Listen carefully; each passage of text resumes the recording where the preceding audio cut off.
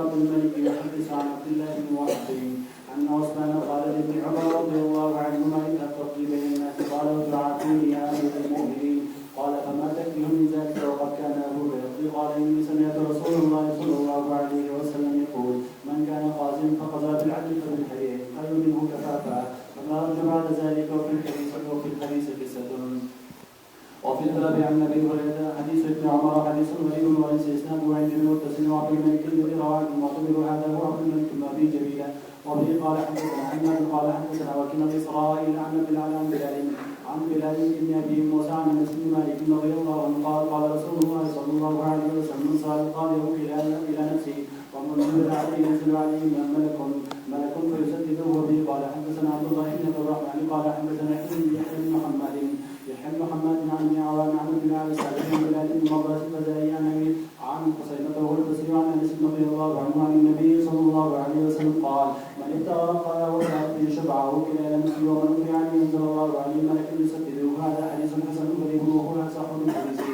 حديث زوائد عن ابن العلاء وبه قال حدثنا نصر بن علي الجهزمي قال حدثنا فضيل بن سليمان عن ابي عمرو عن سعيد المقبوري عن ابي هريره رضي الله عنه قال قال رسول الله صلى الله عليه وسلم من ولي القضاء وجعل قاضي بين الناس فقد ذبح بغير سكين هذا حديث حسن غريب من هذا الوجه وقد روي ايضا من غير هذا الوجه عن ابي هريره رضي الله عنه عن النبي صلى الله عليه وسلم. ابواب الاحکام عن رسول الله صلی الله علیه وسلم. حکم خو موږ تاسو شی ویل دي چې د حکم تعریف کوي اسناد و امرین الی اخر اجابا و سلبا.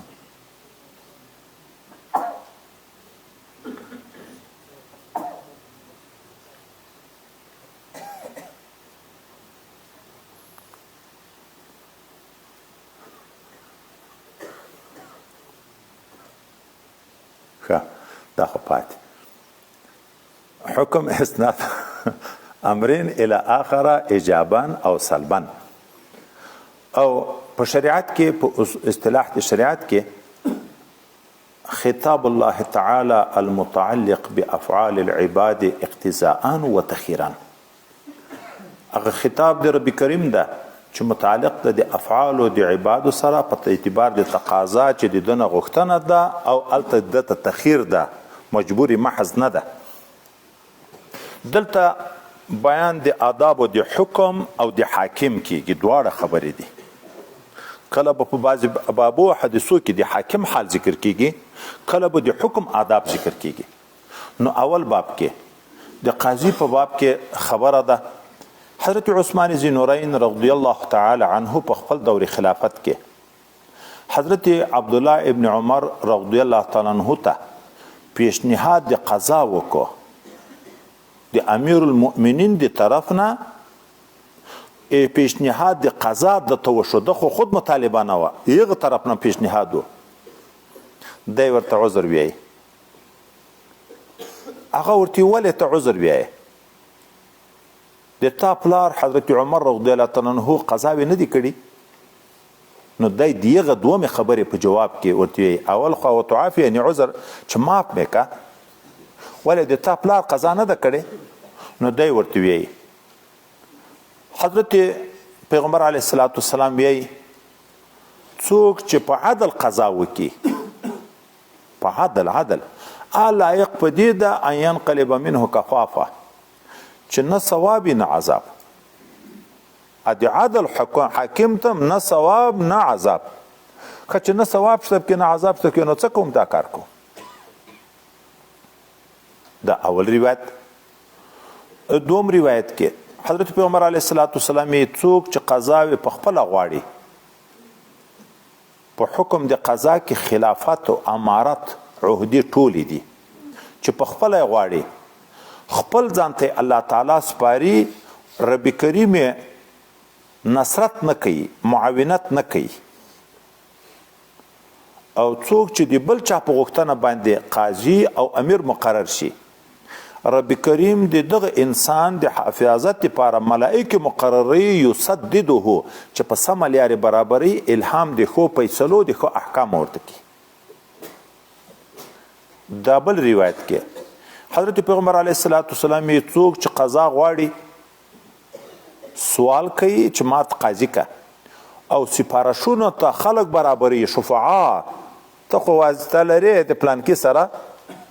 کته دا کار ماته جوړ کې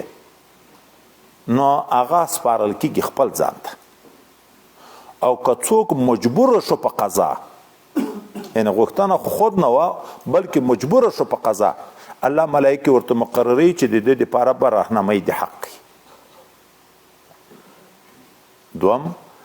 دریم دا بل حدیث مبارک حضرت پیغمبر علیه الصلاة والسلام څوک چې د قضا د امارت د یو حکم والی مقرر شو د دو خلکو په منځ کې فیصله کوونکی مقرر شو فقد ذبح بغیر سکین دا حلال شو بیچړی حلال شو بیچړی حلال شو څه معنی یو هلاکت جسمانی ده یو هلاکت روحانی ده دا چې په چاړه حلال شي دغه هلاکت جسمانی وایي او دا چې فیصله په ناحق کوي رشوتونه خوري ظلم کوي دغه هلاکت روحانی وایي د هلاکت روحانی تشبیه ورکړی د هلاکت جسمانی سره خو په معنا کې وای ډیر فرق ده د هلاکت جسمانی عاقبت راحت ده یو سړی مریض ده یو سړی په مشکلاتو کې ده یو سړی بندیخانه کې ده چې مړی کی څوک د مرګ نه بعد بیا دا یو تکلیف هم نشته بیا راحت خو څوک چې په روحاني مرګ مړ شو د مرګ نه بعد عذابونه ورته شروع کیږي راحت نشته د قبر زندگی د عذاب ده د محشر د ورځې زندگی د عذاب ده که په دغو خلاص نشو د جهنم عذابونه دي اوس که دغه مجموعه روایتو ته وګورو نو د قضا او د عهدې د دغه عمل ډیر یو لوی قباحت او شناعت ذکر شو خو بل طرف ته وګورو حضرت پیغمبر علیه الصلاة والسلام فیصلې کړي خلفای راشدینو کړي عمر ابن عبدالعزیز کړي د موږ ټولو اسلافو کړي ځکه اسلامي نظام د مسلمانانو ذمہواری ده چې په مځکه به نافذ کړي او اسلامي نظام به تنفیذ د احکام کېدای شي تنفیذ د احکام بغیر د قضا او بغیر د امراو کېدای شي نو بیا څه مطلب ده چې دا ذکر کیږي وای مطلب تحذير ده ویرونه ده د قدرت طلب نه چې ما غواړی دا کوششونه طلب ته ما کوی د سخت عاقبتونه لري هلاکت سره مخامخ کیږي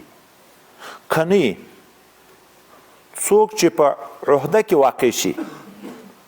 د دغه غوښتنه نه او رب کریم د صدا د لپاره ملائکه مقرره کی د په واسطه ټول مسلمانانو ته د امن فضا جوړیږي د عبادت ازادي ورته راځي د علم د حصول لار جوړیږي چې اسلامي امارت وي حکمرانان عادلان وي ورسته را روان دي چې څومره مقام بیا په قیامت کې خدای پاک ورکړي د عرش عظیم تر سوري لاندې دري ځکه منفعت به عام د عام مسلمانان ما یو وخت څه مشرانو ته ویلې ما ویل ګوره کریختیا مخکې جهد او جهد د دین د خدمت لپاره وو نن خدای خدمت مکر راوسته یو عالم په یو جماعت کې د دین خدمت کړی شوی یا په یو مدرسه کې د دین خدمت کړی شوی یا د یو دلګۍ مشر په یو دلګۍ کې د هغه دین خدمت کړی شوی محدود و خدمتونه ارمان وو د زړه چې په ډیرو ځای کې مې د دین خدمت کړی وای خو فرصت نه وو موقع نه وه اسباب نه وه نن خدای پاک والی ته د ټول ولایت کې د دین د خدمت موقع ورکړه وزیر ته په ټول وزارت کې د دین د خدمت موقع ورکړه امیر ته د ټول ملک په سطح د دین د خدمت موقع ورکړه اوس معنی چی ده اوس معنی د خدمت ته چی ده که رښتیا څوک د اعلا د کلمت الله په خاطر مبارزه چا کړې څوک جنګېده نو اوس ولې دا خدمت نه کیږي که خدای نه خسته خبره د قدرت په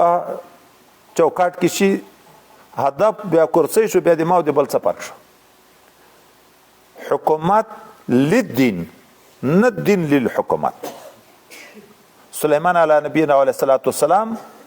د ټولې دنیا پاچا و خو چې چیرې یو هدهد آل ورکو چې هلته مشرکین دي د لمر عبادت کوي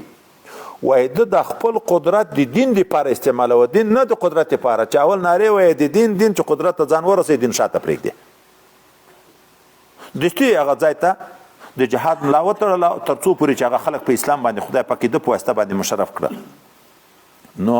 عبادت ته وروسته را روان ده ثوابونه هم شته پکې خو ذمهواري هم ډېره غټه ذمهواري ده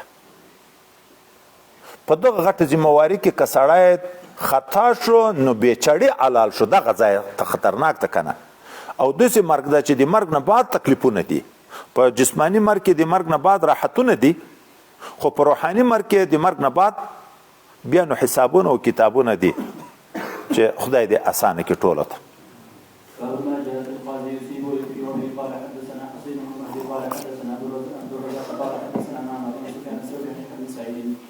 عن ابي بكر بن محمد بن عمرو بن حزم عن ابي سلمه عن ابي هريره رضي الله عنه قال قال رسول الله صلى الله عليه وسلم اذا حكم الحاكم فاجتهد فاصاب فله اجران واذا حكم فغلط فله اجر واحد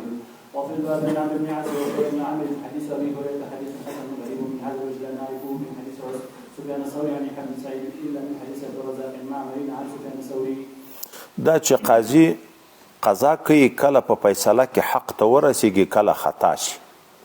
حضرت پیغمبر علیه الصلاۃ والسلام چې کوم حاکم حکم کوي او خپل اجتهاد وکي کوشش وکي او په اجتهاد کې حق ته ورسیږي دوه اجر خدای پاک ورکوي یو د اجتهاد بل د اصابت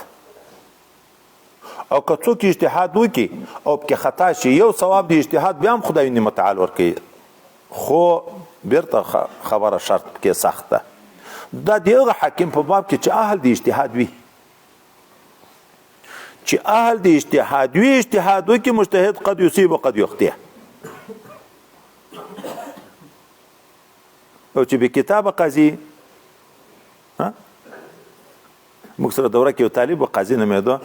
ما به غږ وکړ چې به کتاب قاضي چې علم نه لري استعداد نه لري صرف په واسطو قضا په واسطو عهده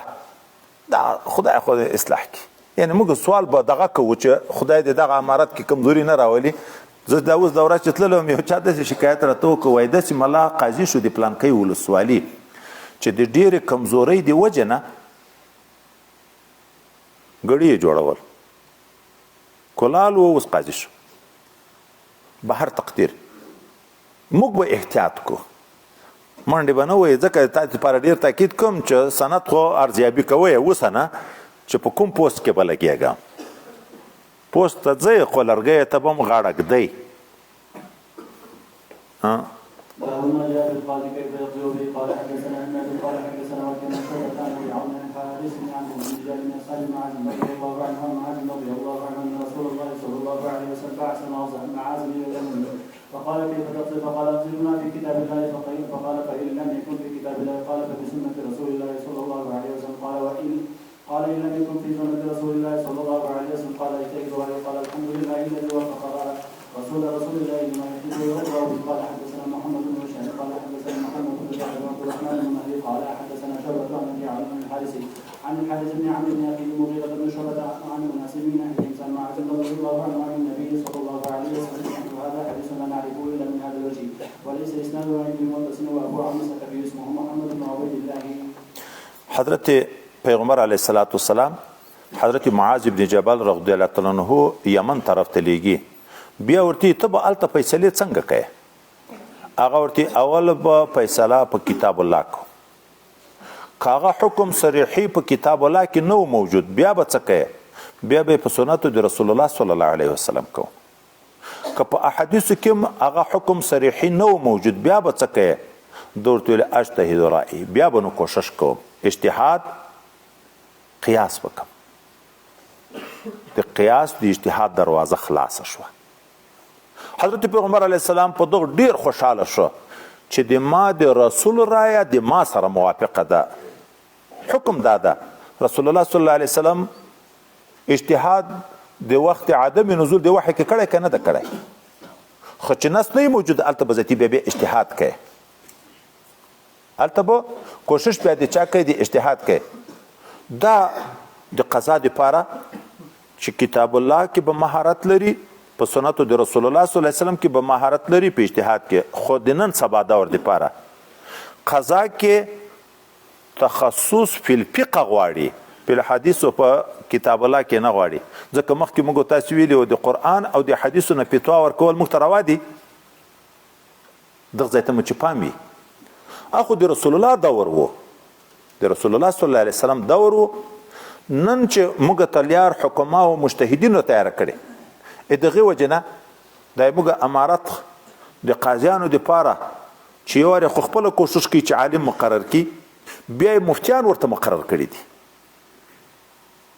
دغه ځای ته هم چې باید موږ پام وي، داسې نه چې د عوام د قاضي نه اهلیت ته ګوري، خو هغه د لګیا دي خپل وس امارت خو پسې کوي، بیا هم که د چا نه اهلیت ورته ښکاره شي بیا هم لرې کوي، بیرته یې لرې کوي، د هغه خبره ترمیب کې کوي، سم سړی پکې راولي. خو کوشش خو دا ده چې د خلکو حق ضایع نه شي. قاضي عالم ورسره عالم مقرر کړی، مفتي بل ورسره مقرر کړی ده، مسله به په خپل سر باندې نه وي، د مفتیانو په مشوره باندې به وي. نو لحاظه د نن سبا دور دپاره قضاو دپاره مجله الاحکام، عین الاحکام د قاضیانو کتابونه دي، پیسې دي. خپل مادوار شرح مجله د مجلې شرح د په شپږو جلدو کې څو سوه د که څو زره مادې دي پکې. خپل قانون د په دغه قانون داسې فیصله کیږي، په دغه قانون باندې داسې فیصله کیږي، په دغه قانون باندې داسې فیصله کیږي. موږ ته علما او الله د جنت الفردوس نصیب کی. خبره هر څه اسانه کړي، خو که موږ یې هغه ته رجوع وکړو. د قضا خپل کتابونه راته جوړ کړي دي، د حاکمیت خپل کتابونه راته جوړ کړي دي، احکام سلطانیه خپل کتابونه د علامه رملي جوړ کړي. هغه ګورو د هغو په رڼا کې بیا ان شاء الله بیا خدای متعال د سړي خو چې نیت صفا وي د خدای متعال رضا وکړي. فلما جاء في امام العدل وفي قال حدثنا علي بن منذر الكوفي قال حدثنا محمد بن فضيل بن مرزوق عن عطيه عن ابي سعيد رضي الله عنه قال قال رسول الله صلى الله عليه وسلم ان احب الناس الى الله يوم القيامه وانهم مجلسا امام عادل والرسول وافضل الناس الى الله وخير منهم مجلسا امام مجاهد وكذلك عن ابي وحديث ابي سعيد رضي الله عنه حديث حسن قريب لا اعرف الا من هذا الوجه. وفي قال حدثنا قدس بن محمد بن حبيب ابو بكر العتاب قال حدثنا عمرو بن عاصم قال حدثنا امام قتال عن ابي اسحاق الشيباني عن النبي قال قال رسول الله صلى الله عليه وسلم اللهم القاضي ما لم يدرك اذا جاء فليعن ولزم الشيطان. هذا حديث غريب لا نعرفه الا من حديث امام القاضي. حاکم چې عادل وي، مخکې خو د حکومت د عهدې خطرې ذکر شوې، اوس د ثواب جانب ذکر کیږي چې عادل وي، بیا خدای پاک څه معامله ورسره کوي. نو اول روایت کې راځي چې پیغمبر علیه الصلاة والسلام یې په ټولو خلکو کې الله ته محبوب انسان په ورځ د قیامت او ورنږدې انسان الله تعالی ته په ورځ د قیامت امام عادل. والسلطان المسلم ذل الله فی الارض. موږ تاسو یاره خطبه د جمعې کې اورو کنه ور مسلمان پاچا خلافت ربوبیت کوي، الله عادل ذاته د عدل نظام د اسلامی امارت چې وي، اسلامی حاکم هغه خلافت الهی کوي کنه. د ټول ملک لپاره د امن کارونه، د هغه د علم د ترقی کارونه، د دین د ترقی کارونه اسباب دی برابرې. نو پایده یې ډېره غټه ده، ډېرو خلکو ته ده، ځکه خدای پاک ته ډېر ورنږدې ده. او د الله تعالی ته بیا مبغوز انسان، د الله نه ډېر لري انسان په ورځ د قیامت باندې بیا هغه پاچا ده چې ظالم وي، هغه حاکم چې ظالم وي. د ده ظلم بیا په یوه پرت پورې نه ده. دا چې موږ د پاچایان د وختو وینو، یوه غلطه فیصله وکړي په ټول ملک نافظوي، په ټول ملک باندې ظلم کوي. په یوه سړي ظلم نه ده، په یوه ولسوالۍ ظلم نه ده، هر حاکم د خپل حکومت په انداز باندې. نو ظلم هم ډېر غټ ځکه د الله تعالی نه بیا ډېر لرې ده. دوم روایت کې حضرت پیغمبر علیه الصلاة والسلام الله تعالی د قاضي سره مرګری د په نصرت او په اعانت چې تر څو پورې د ظلم نه یې کړی. کله چې قاضي ظلم شروع کړي، بیا رب کریم خپل نصرت تر بند کړي، شیطان یې مرګری شي. او شیطان چې خپل جهنم ته ځي، نو مرګری هم کوشش پورې کوي چې جهنم ته یې بوځي. داسې اعمال په کوي چې هغه بیا د طرف د جهنم په طرف باندې هغه وډاله چې د عرش عظیم تر سوري لاندې درېږي په هغه کې خو یو امام عادل ده هغه حاکمان چې د عدل په نظام کې چلیږي د محشر په ورځ باندې هغه د سختې ګرمۍ په حال کې به خدای متعال د خپل رحمت لاندې دی درې د هر مشکل نه بخلاص وي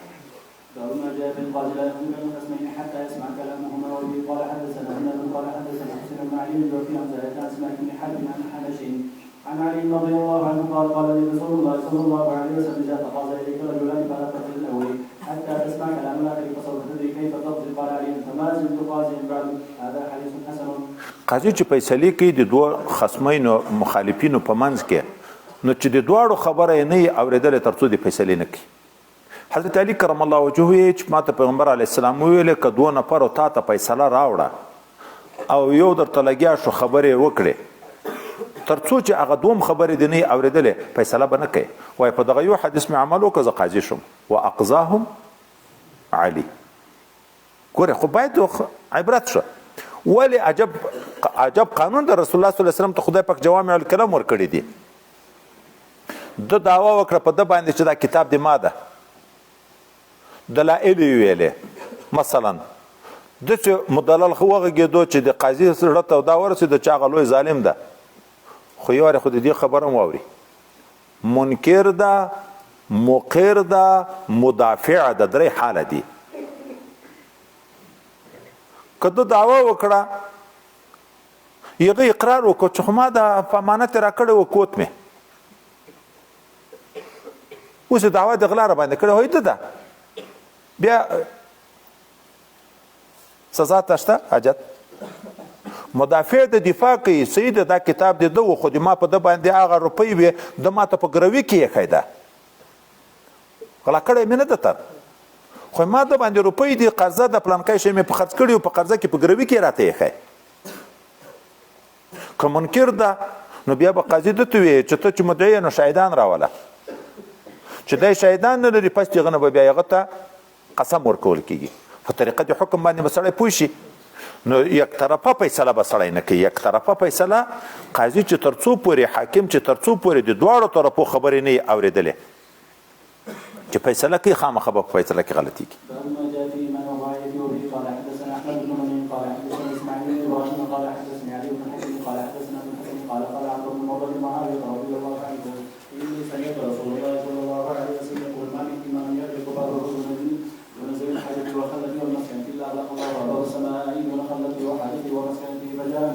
فجعل معاوية رضي الله عنه رجلا على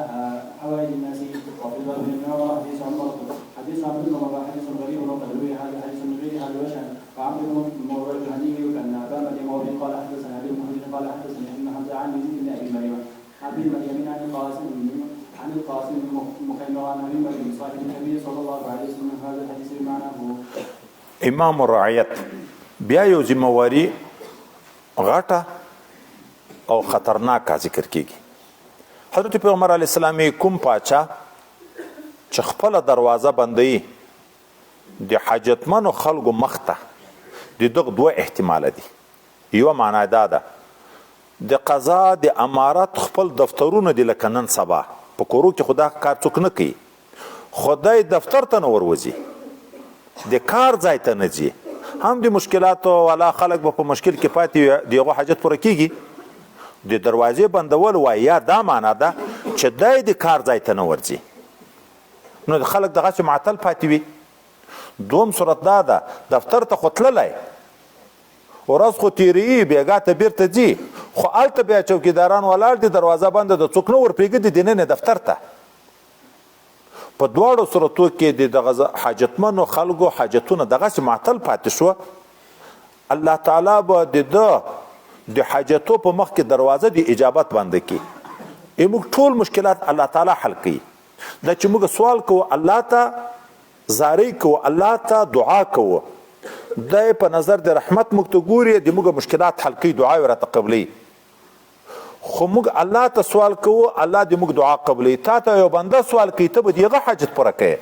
تا چې د الله د مخلوق حاجت نه کو پوره الله تعالی ته حاجتونه نه پوره کوي دغه حدیث مبارک په تقاضا حضرت معاویه رضی الله عنه چې خلافت وو چې دا حدیث نه خبر شو نو باقاعده سړی دغه لپاره مقرر و ته به باندې ناست دغه دپاره چې څوک هم راتله د حاجت پوښتنه به در کې څنګه راغلی څه مشکله ده ګورئ په دغه باندې باید پوه شو یو ذمهواری دي یو خوندونه دي قاضي ولسوال والی وزیر هر څوک یو یې هغه خپل رسمي وظیفې دي د هغه متعلق چې څوک ورته راځي څوک به نه منې کوي دا د خپل کار متعلق چې څوک ورته راځي هغه به نه منې کوي چې وس رسېږي په هغه کار کې به ځنډ نه کوي حضرت نبی کریم صلی الله علیه وسلم په لاره روان ده چې څوک ورته وایي ښځه د زنانه چې ما تاسو سره کار ده په هغه ځای ورسره کېناست د سړک په غاړه باندې د هغې مشکل حل کوي او یو دا دی چې دا شخصي ملاقاتونه یي دا د خانان صاحبانو دغه یو ته که دروازه بنده کړي خو حاجت په بنیاد نه دي د خوندو اخیستلو په بنیاد باندې دي خو قاضي خو وخت لري دا وخت اوس دغه ملاقاتو والا ته ورکړي چې خوندونه اخري ټیکې نیسي که هغه د حاجت منو خلکو ته او انسان د مریض کېږي که نه مریض کېږي نن سبا کارونه دي پخوا خو کارونه کم وو ځکه که مو ناحقه دعوې نه وې ناحقه دعوې نه وې دا اوس موږ چې چیرې تللي وای یو شیخ صاحب ویل چې زه د محکمې ته ورتاو شم بورډ مې ولیدو چې ورتاو شم چې ډېر خلک هلته ولاړو چې پوښتنه مې وکړه نو نه پوهېږم چې وی ویلې څو زره دوسیې جمع دي څو زره په زاړه رژیم کې چې غلطې فیصلې شوي دي هغه هم اوس بېرته راګرځېدلې دا اوږدې شوي ډېرې شوي د دغه وجې نه دي چې هلته څوک مظلوم و ابل زورور و واسطې وې غلطې فیصلې کړي دي خلکو نه مځکې لاندې کړي شی کړي هغه خلکو هم اوس بېرته عریضې کړي دي د اوس موجوده وخت حالاتو موافق هم عریضې دي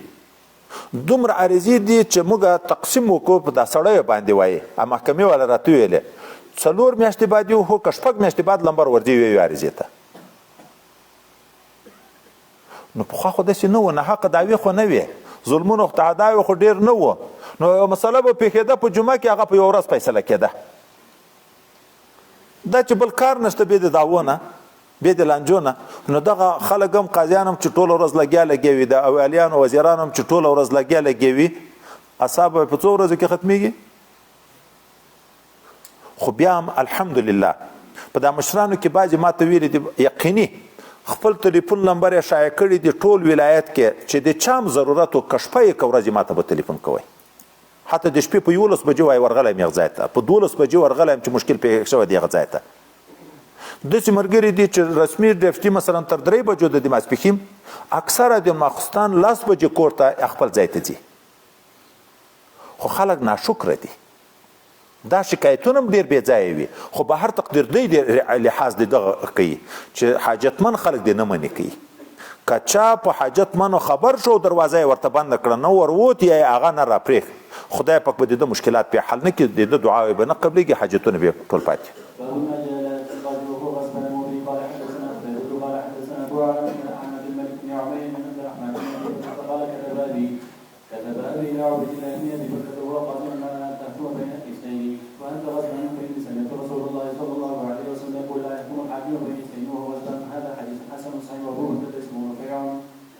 د قاضي چې قضا کوي د خشکې په حال کې به نه کوي حضرت پیغمبر علیه السلام ویل دي حاکم به د خشکې په حال کې د دوه نفرو په منځ کې فیصله نه کوي ولې فیصله سالم فکر غواړي چې د یو چا حق ضایع نه شي او د غضب په حال کې فکر سالم نشي پاتې کېدی یو رسول الله صلی الله علیه وسلم وایي د هغه د غضب او د رضا حالات دواړه برابر وه په هغه باندې بشري صفاتو غلبه نه کوله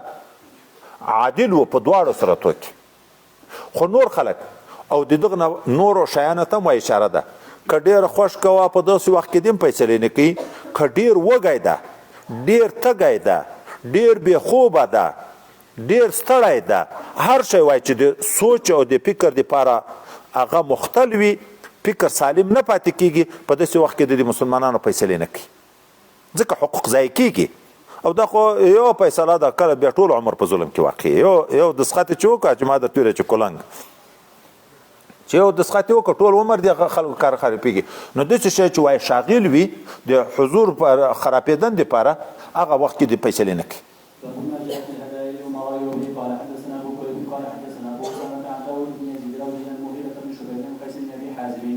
معاذ بن جبل رضي الله عنه قال بعثني رسول الله صلى الله عليه وسلم الى النبي صلى الله عليه وسلم وصلت يسري فربيت فقال تدري من بعثت اليك قال لا تصيبن شيئا بغير اسمك فانه غلول ومن يغلل ياتي ما غل يوم القيامه لهذا دعوتك وانت لعملك وفي الباب عن ابي هريره وبريد ومسلم ومستورد بن شداد وابي حميد وابن عمر رضي الله عنه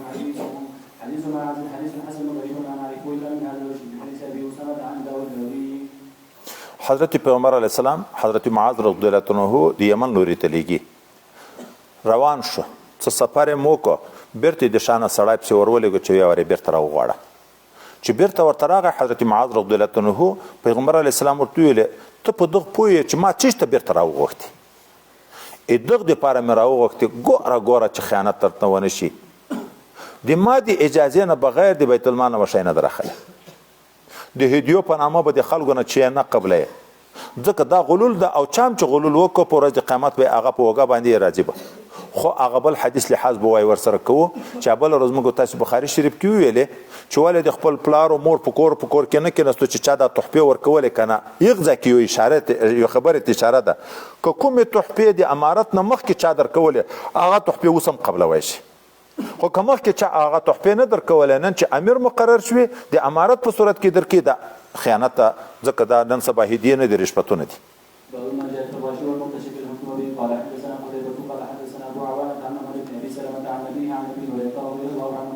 رسول الله صلى الله عليه وسلم الراشد والمنتشر الهدي وفي الباب عن عبد الله بن عمرو وعائشه وابن حديث وام سلمه رضي الله عنهما عن ابي هريره حديث حسن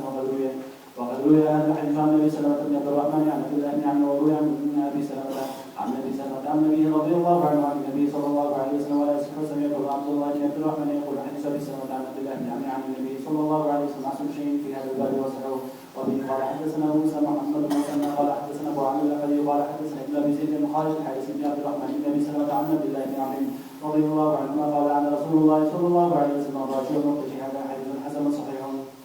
رشوت کبیره ګناه ده. حضرت پیغمبر علیه السلام پر رشوت ورکوونکي پر رشوت اخیستونکي او بل روایت کې وایي راځي رائش دا دلال په مابین کې چې قاضي ته وایي چې ته لږ ګزاره وکړه ډېرې مه غواړه لږ راکمې که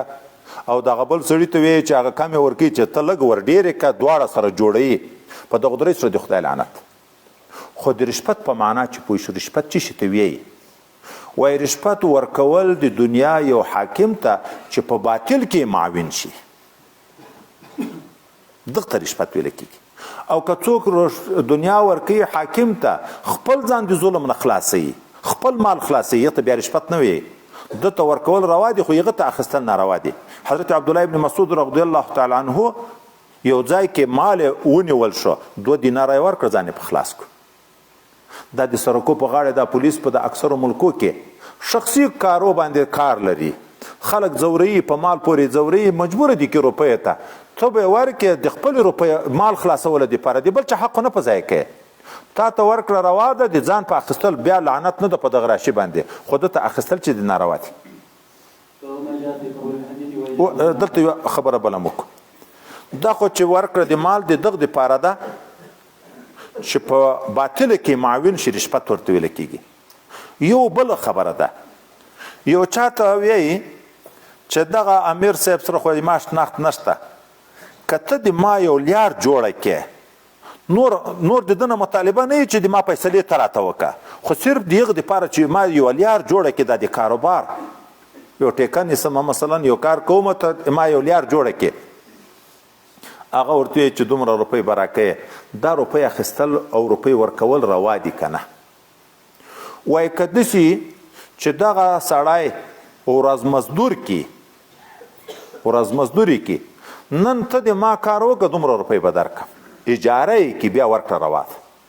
هغه هم خپل نور کارونه پرېږدي د ده دپاره دا په حکومت کې ورته ګرځي او لیار کاروبار ورته جوړوي بل حق نه پخوري خو نفس خپل د کاروبار ورته جوړوي دا بیا هغه ته اخیستل روا ده دغه ته ورکول روا دي. او که داسې وي چې د ورځې کرایه نشي نو اجاره مجهوله راځي وخت یو شپې په ځای 2 شپې لګیږي 5 شپې لګیږي کار څنګه کیږي پیغمبر باندې نه وای خدا دا چې دا مالک دا ارباب دا چې واسطه کوي د کار د جوړولو لپاره اجاره مزدوري کوي د ورځې به دومره روپۍ در کوم ته د ما لپاره دا کار وکړه ما جاء في قبول الحج وإجابة الدعوة وبه قال حدثنا محمد بن عبد الله بن زيد قال حدثنا زيان قال حدثنا بشر بن فضل قال حدثنا سعيد بن قتادة عن أنس بن مالك رضي الله عنه قال قال رسول الله صلى الله عليه وسلم له في يدي قرآن قبلت وبعيد أن أجده وفي باب علي وعشر وغير شعبة وسليمان ومعاوية بن حميد عبد الرحمن بن حنظلة رضي الله عنه حديث حسن صحيح. دا چې توهم د رشوتو د دغه شیانو نه وي نو امیر هم هدیه هم قبلوی شي او دعوت او اجابت دعوت هم کړی شي. مثلا ما مخکې ویلي وو نه د خصومت صورت ته نه یو کار در باندې کوي یو شی هم نشته په یو صورت کې چې توهم د رشوت نه وي بیا هدیه قبلول چې دی یا دعوت قبلول دا جایز دي. وما جاء في التشديد على من يضرب بشيء يسر ويأخذه به قال حدثنا هارون بن اسحاق الهمداني قال حدثنا عبد بن سليمان عن هشام بن عروة عن أبيه زينب بنت أبي سلمة عن أم سلمة رضي الله عنه قال قال رسول الله صلى الله عليه وسلم إنكم تختصمون إلي وإنما أنا بشر ولعلي بعضكم أن يكون ألحن بهدتي من بعد فإني قضيت لأحد منكم بشيء من حق أخيه فإنما أقبله من النار فلا يأخذ منه شيئا وفي الباب عن أبي هريرة وعائشة وحديث أم سلمة رضي الله عنه حديث حسن صحيح. دا چې پردای حق څوک خپلوي حضرت نبی کریم صلی الله علیه وسلم یې ګوري تاسو خو ماته دعوی راوړئ خو زم انسان یم په ټولو پټو شیانو خو زه نه یم خبر چې دا دعوا په رښتیا ده که په دروغه ده. زه خو به ظاهر د شریعت ته ګورم په ظاهر د شریعت کې به یو سړی ډېر چالاک کوي ښه دلایل به ویي پردی حق به دی خو پیږي چې پردی ده خو په دلایلو به خپل کې کله به په دروغو شهیدان راولي په هغو به خپل کې ما خو به فیصله ورته کړي خو ګوره دی د اور برخه یوړه د ځانه سره قطعة من النار دی د اور برخه د ځانه سره یوړه نور قضا ناپیزه ګرځي ام ظاهرا ام باطنا ګرځي ور خو شوه د هغه په ملک داخله شوه د ده په فیصله باندې لکه حضرت علی کرم الله وجهه ته چې یو سړی راغی شهیدان یې راوستو په ښځه یې دعوه وکړه چې دغه د ما سره نکاح کړې ده او مهر مې رسولی ده اوس یې ما نه انکار کوي شهیدانو شهیدي ورکړه ده فیصله وکړه چې ته بس د ښځه هغې ورته وویلې وایي ور خو دې کړم خو مخکې مې نکاح نه ده تړلې تجدید یې نکاح وکړه. حضرت علی صاحب ورته ویل ته د خپلو شهیدانو ورکړې څه معنی شهیدان چې تېر شو شریعت خو دغه ظاهر ته ګوري نو هغه بیا مؤثر ده په باطن کې هم مؤثر ده. اوس ته خو به هغه منفعت خو په اخله خو تا ته خو معلوم ده چې په ناروا باندې د ما خو فیصله در وکړه د ما په فیصله باندې ظاهر تصرف تا ته جایز شي خو په واقع کې خو ته خبرې چې پردی حق ده نو دا اور ده چې پردی خوري.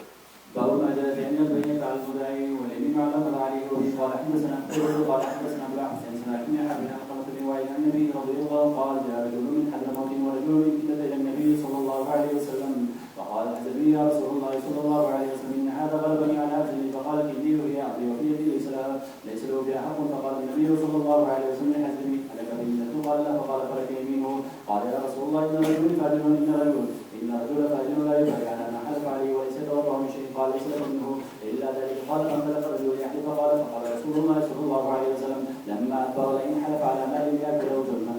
ليلقين الله وعده ورزقه في الباب الامين. ومن عباس عبد الله بن عمرو واشعث بن قيس رضي الله عنه حديث وائل بن حجر حديث حسن صحيح قال حدثنا علي بن حجر وحدثنا علي بن مسلم وغيره عن محمد بن عبيد الله عن عبيد الله العزمي وعبد الزعف في الحديث عن ابي الحفظ عن جده ان النبي صلى الله عليه وسلم قال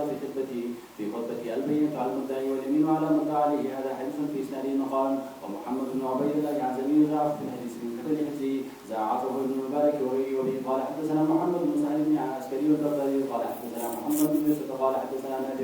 نافع بن عمر الجهمي عن عبيد الله بن ابي مليك عن ابن عباس رضي الله عنهما ان رسول الله صلى الله عليه وسلم قال ان اليمين على المدعى عليه ان اليمين على المدعى عليه هذا حديث حسن صحيح والعمل على هذا عند اهل العلم من اصحاب النبي صلى الله عليه وسلم وغيره من البينة على المدعي واليمين على المدعى عليه. دا چې دعوا د یو چا په چا باندې وکړه مدعي باندې بیانه دي مدعا علیه باندې یمین ده. مدعي ویایي چاته دغه دوه خیره تعبیر دي یا وای مدعي هغه ته ویل کېږي چې تمسک په خلاف د ظاهر کوي. ګوره څادر د ده سره ده زه چې دعوا په کم ظاهره خو د ده سره ده ما دعوا د خلاف د ظاهر وکړه. مدعي هغه ته ویل کېږي چې دی تمسک په خلاف د ظاهر کوي یا وای مدعي هغه چاته ویل کېږي چې دی چې خپله دعوا پرېږدي مشکل ذاتي حل دا بلې پرېږدي خو مدعي چې نه پرېږدي مدعا علیه ځان نشي خلاصولی. اوس نو قانون دا ده چې بیانه په مدعي باندې دي تقسیم راغی او په مدعا علیه باندې قسم ده دواړه خو یو اره نه دي. اول به مدعي باندې دا طلب د شاهدانو کوي که شاهدان وو ابل کار څومره قسمونه کوي قسمو ته اعتبار نشته او کدی د نو بیا پس ته غنه با مدعله ته قسم ورکول کی وما جاء في اليمين مع شاهد وبه قال حدثنا يعقوب بن ابراهيم قال حدثنا عبد الله بن محمد قال حدثني ذلك ربيعته قال حدثني ربيعة بن ابي عبد الرحمن بن سعيد بن صالح بن النبي عن ابي هريره رضي الله عنه قال قال رسول الله صلى الله عليه وسلم في اليمين مع شاهد واحد قال ربيعة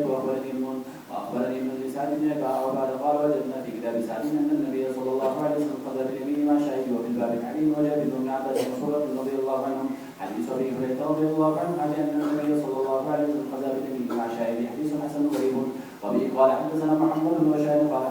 قال حدثنا محمد بن بشار ومحمد بن ابراهيم قال حدثنا عبد الوهاب الثقفي عن جعفر بن محمد عن نبيه عن جابر رضي الله عنه ان النبي صلى الله عليه وسلم قضى باليمين مع شاهد وبه قال حدثنا علي بن حجر قال حدثنا اسماعيل بن جعفر قال حدثنا جعفر بن محمد عن نبيه رضي الله عنه ان النبي صلى الله عليه وسلم قضى باليمين مع شاهد واحد قال وقضى به علي ذكر هذا سهوا هكذا واسفا سوريا جعفر بن محمد عن نبيه رضي الله عنه عن النبي صلى الله عليه وسلم وروى عبد العزيز بن ابي سلمه وحديث سعيد عن حديث عن جعفر بن محمد عن نبيه عن علي رضي الله عنه عن النبي صلى الله عليه وسلم والعمل على هذا عند بعض اهل العلم يسال النبي صلى الله عليه وسلم وغيره وان الذين مع شاهد واحد جائزه في الحقوق والامال وهو قول مالك بن انس وشافعي واحمد واسحاق وقال لا يكفي باليمين مع شاهد واحد الا في الحقوق والامال ولم ير بعض اهل العلم من اهل الكوفه وغيرهم من يكفي باليمين مع شاهد واحد. مخکې قانون ذکر شو چې بیانه په مدعی دی یمین په مدعا علیه ده اوس پوره بیانه نه لري یو سړی د پچای دعوا وکړه چې دا شاید ما ده یو شاهد راوست دوم شاهد نشته د دوم شاهد په ځای قسم کوي آیا دای فیصله ګټلی شي که نه شي ګټلی ظاهره د حدیث مبارک ظاهر ته چې وګورو خو دغه معنا ده چې نبی علیه السلام فیصله په شاهد او مع الیمین کړې ده دا مدعي یو شاهد ورته تیر کړی بل قسم مدعي ته ورکړی موږ مسلک دا ده چې نه په یو شاهد ورسره ضم کول د قسم په دغه باندې فیصله نه کیږي ولې قرآن عظیم شان موږ تاسې بله ورځ هم ویلې رب کریم یې واستشهدو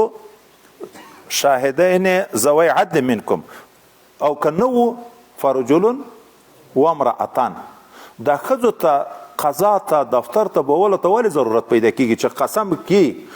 یو رجل وي نو دا دوه ښځو ته بیا نورو ته څه ضرورت خو قسم دی وکړي خو الله تعالی د هغه مجبوریت په وخت کې ښځې شرط کړي دي قسم یې نه دی ویلی بل دا اوس قانون ویل چې البینة علی المدعي والیمین علی من انکره د دغه حدیث اسانه جواب داده نبی کریم صلی الله علیه وسلم فیصله وکړه بالیمین مع الشاهد څه معنی د مدعي یو شاهد خو یو شاهد ته اعتبار ورنکو مدعا علیه ته یمین ورکو قضا بالیمین فیصله په یمین وکړه په شاهدانو یې نه کړه ولې شاهدان دوه یو شاهد ته اعتبار ورنکو نو دا بیا دغه مخکې حدیث سره ذاتي نه معارض کیږي خو البینة علی المدعي مدعي شاهدان نصاب پوره نه کو نو فیصله یې په چا وکړه په یمین باندې وکړه مدعا علیه ته ورته قسم وکړه